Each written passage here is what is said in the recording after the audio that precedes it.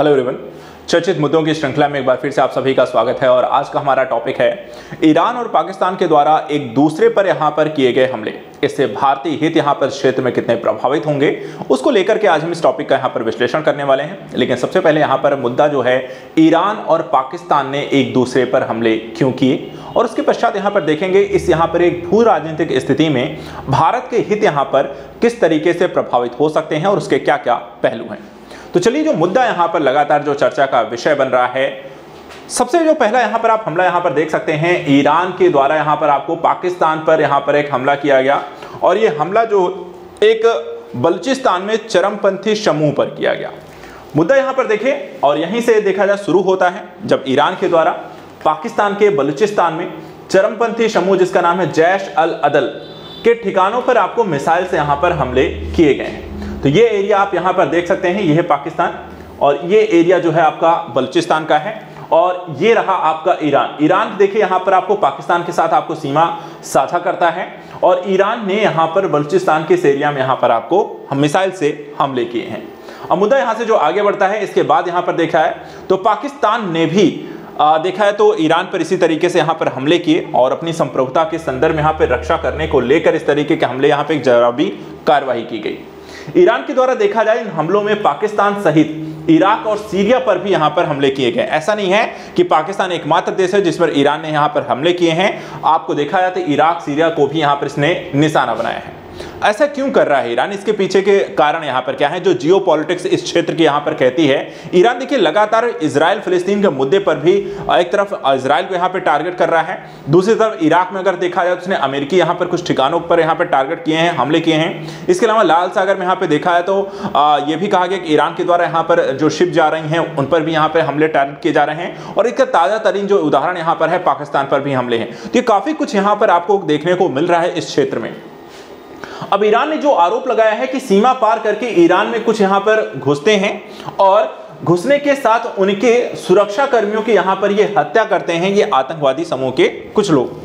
दिसंबर 2023 में एक police station पर इनके द्वारा यहां पर हमला किया गया था और पाकिस्तान ने इस हमले की यहां पर निंदा करते हुए इसने अपने हवाई क्षेत्र का यहां पर एक घोर उल्लंघन बताया। अर्थात जब ईरान ने इस तरह के यहां पर हवाई हमले मिसाइल से किए हैं तो वहां पर पाकिस्तान ने इसकी न सिर्फ यहां पर सिर्फ भर्त्सना की है, बल्कि यहां पर उस पर जवाबी कार्रवाई भी देखने को मिली है। और पाकिस्तान ने ईरान से अपने राजदूत को भी वापस बुला लिया। सभी जो नियोजित यहां पर उच्च स्तरीय द्विपक्षीय यात्राओं थी वो भी यहां पर देखा है तो निलंबित कर दी गई। अर्थात कि ईरान और पाकिस्तान के जो संबंध थे वो लगातार आपको यहां पर खराब होते हुए देखने को मिले। इन सारी घटना के बाद अगला जो चरण यहां पे पाकिस्तान के द्वारा उठाया गया कि ईरान पर किया गया हमला।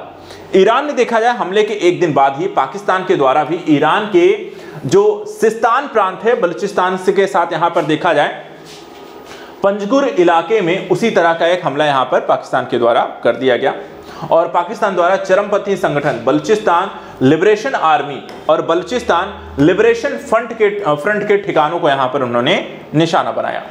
इस हमले में किलर ड्रोन, रॉकेट और अन्य हथियारों का भी यहां पर आपको इस्तेमाल पाकिस्तान के द्वारा ईरान पर हमले के लिए किया गया।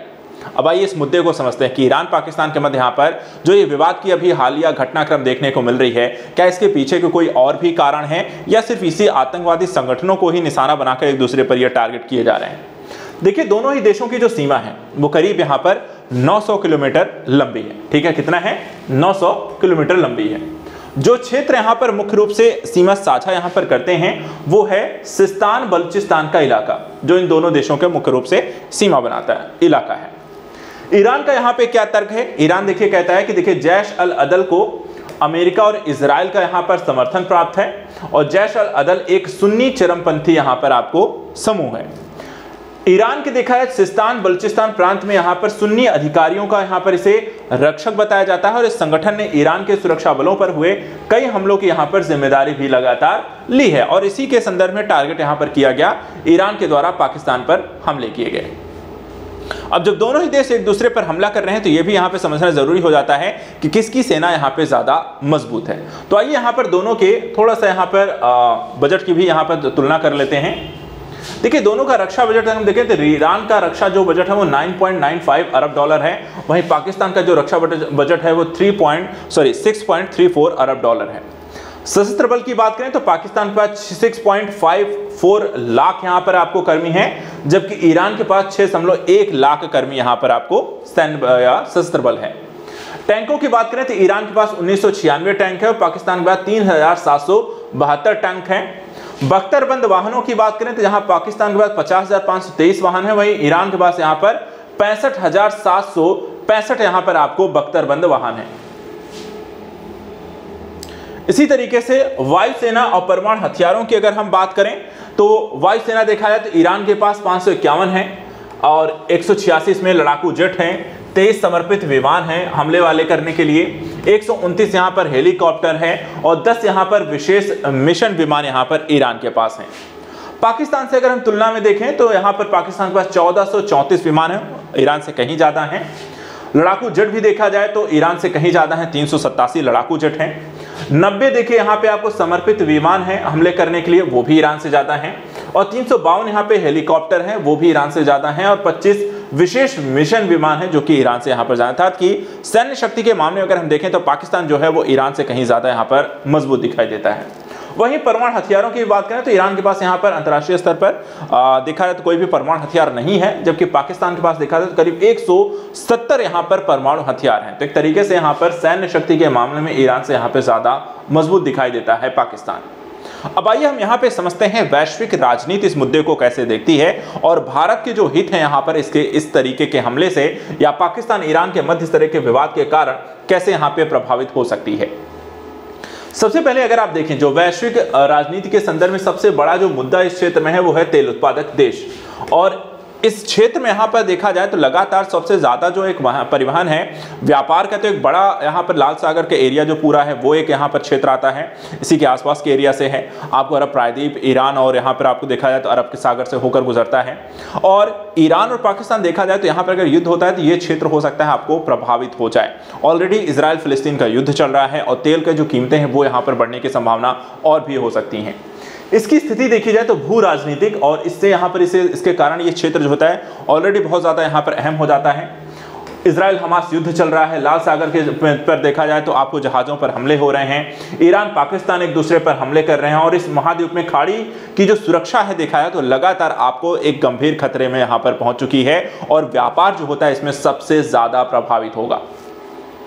ईरान देखा जाए तो एक शिया बहुल देश है और पाकिस्तान जो है सुन्नी बहुल देश है और इन देशों के अन्य जो समर्थक देशों में शामिल होने से ये तनाव यहाँ पर आपको और भी बढ़ सकता है। यानी सुन्नी समर्थक यहाँ पर हो सकता है पाकिस्तान और शिया समर्थक अगर ईरान के साथ मिलते हैं ये विवाद आगे बढ़ सकता है। तो जैसे यहाँ पर इजराइल हमास युद्ध ऑलरेडी यहाँ पर आपको चल रहा है, हूतियों विद्रोहियों के द्वारा लाल सागर पर लगातार हमले किए जा रहे हैं, रूस और यूक्रेन का यहाँ पर आपको युद्ध चल रहा है और इसी कड़ी में यदि एक और युद्ध यहाँ पर चालू हो जाता है ईरान और पाकिस्तान का तो धीरे धीरे जो विश्व है देखा जाए तो लगातार सिर्फ युद्ध की ओर बढ़ता हुआ यहाँ पर दिखाई दे रहा है। अब इस संदर्भ में आइए हम यहाँ पे समझते हैं कि पश्चिम एशियाई देशों में जो भारत की एक स्थिति है वो यहाँ पर आपको कैसी इसमें दिखाई देती है।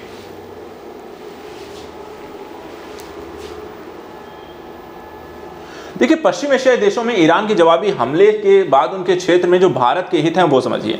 देखिए सीरिया, इराक और पाकिस्तान, ईरान प्रतिशोधपूर्ण यहाँ पर आपको हमले करता हुआ दिखाई दे रहा है, वो तो हमें यहाँ पर आपको समझ में आ रहा है। और इस कार्रवाई के कारण देखा करमन प्रांत में हुई एक आतंकवादी हमले की घटना बताई जा रही है और इस करमन प्रांत में हुए हमले के संदर्भ में इस पूरे एरिया को आप यहाँ पे देख सकते हैं, जिसे आप ज्यादा एक बेहतर तरीके से यहाँ पर थोड़ा सा एक भौगोलिक स्थिति है वो पहले समझ लीजिए, ठीक है। अब ये देखिए हमने कहा यहां पर आप, ये है आपका पाकिस्तान का एरिया है, यहां पर आप अफगानिस्तान है, ईरान इधर देखिए आपको तुर्कमेनिस्तान है, इधर आप देखिए कैस्पियन सी आपको इसमें दिखाई देता है। इसके अलावा यहां पर आपको देखिए तो आपको एक टर्की का एरिया इसमें आपको इसमें है, इराक के साथ यहां पर आपको सीमा साझा करता हुआ दिखाई दे रहा है और साथ ही साथ यहां पर आपको फिर यहां पे जो गल्फ की खाड़ी है उसमें भी यहां पर आपको एक सीमा साझा करता हुआ दिखाई देता है। तो ईरान का ओवरऑल जो यहां पर आपको सीमाई इलाके हैं। अब यहां पर देखिए जो गल्फ है आपको यहां पर जो व्यापार का एक रास्ता यहां से आपको दिखाई देता है और ईरान के द्वारा जैसे हमने कहा कि इराक पर हमले किए गए, सीरिया पे हमले किए गए और अब यहाँ पे देखिए तो पाकिस्तान पर भी हमले यहाँ पर आपको किए गए हैं।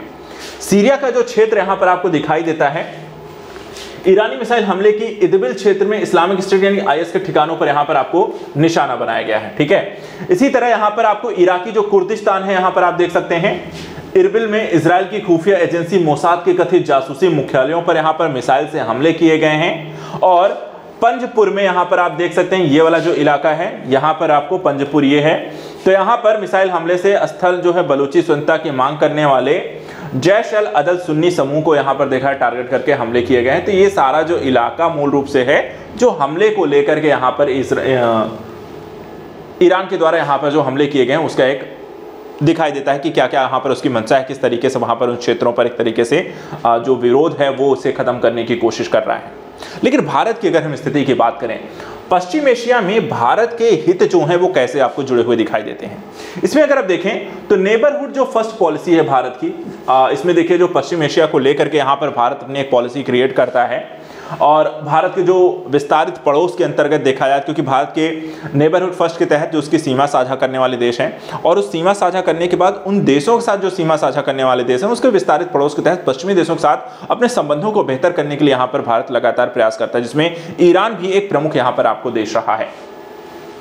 इसी के तहत भारत ने अपने विदेश नीति में लागू किया है लुक वेस्ट नीति। लुक वेस्ट नीति का यहाँ पर आपको देखा जाए तो आपको एक हिस्सा है जिसमें आपको ईरान, पश्चिमी एशियाई जो देश होते हैं वो आते हैं। इस क्षेत्र में यहाँ पे शांति और स्थिरता बनाए रखना भारत के सामरिक हितों के लिहाज से महत्वपूर्ण है, क्योंकि जैसा कि आप जानते हैं यहाँ पर भारत के व्यापार हैं। भारत के देखा है तो सामरिक हितों के अंतर्गत आपको देखा है तो अफगानिस्तान, चाबहार जैसे बंदरगाह आते हैं। इसके साथ साथ यहाँ पर आपको अरब प्रायद्वीप के साथ जो संबंध यहाँ पर आपको डेवलप हैं, और वो सारी जो चीज़ें यहाँ पर हैं वो आपको इस क्षेत्र से होकर ही यहाँ पर आपको गुजरती है। अब प्रवासियों की जो स्थिति है वो भी यहाँ पर आपको इस क्षेत्र में महत्वपूर्ण है, क्योंकि खाड़ी सहयोग परिषद को अगर हम देखें, जिसे जीसीसी के सदस्य के देशों में कुल प्रवासी कामगारों को करीब 30% जो है उसमें अधिक आपको भारतीय, अर्थात रोजगार के दृष्टिकोण से देखा जाए तो खाड़ी जो देश है भारतीयों के यहाँ पर बड़ी मात्रा में आपको रोजगार भी प्रोवाइड कराते हैं। इसके अलावा यही प्रवासी जो है रेमिटेंस यहाँ जो है वो भारत भेजते हैं, जो कि बड़ी मात्रा में रेमिटेंस जो है विश्व में सर्वाधिक मात्रा में प्राप्त करने वाला जो देश है वो भारत है। भारत के कुल प्रेषण में 18% केवल संयुक्त अरब अमीरात से, सऊदी अरब का हिस्सा 5.1%, कुवैत, ओमान, कतर इत्यादि के देशों से भी यहाँ पर हमें बड़ी मात्रा में रेमिटेंस जो है वो प्राप्त होता है। अब यहाँ पर अगर हम देखें तो कनेक्टिविटी और अवसंरचना के दृष्टिकोण से भी ये क्षेत्र आपके लिए महत्वपूर्ण हो जाता है। क्यों? क्योंकि अंतरराष्ट्रीय उत्तर दक्षिण परिवहन गलियारा यानी कि INSTC भूमि और समुद्र आधारित मल्टी मॉडल परिवहन नेटवर्क, इसके जरिए हिंद महासागर और फारस की खाड़ी को कैस्पियन सागर से यहाँ पर जोड़ा जाएगा।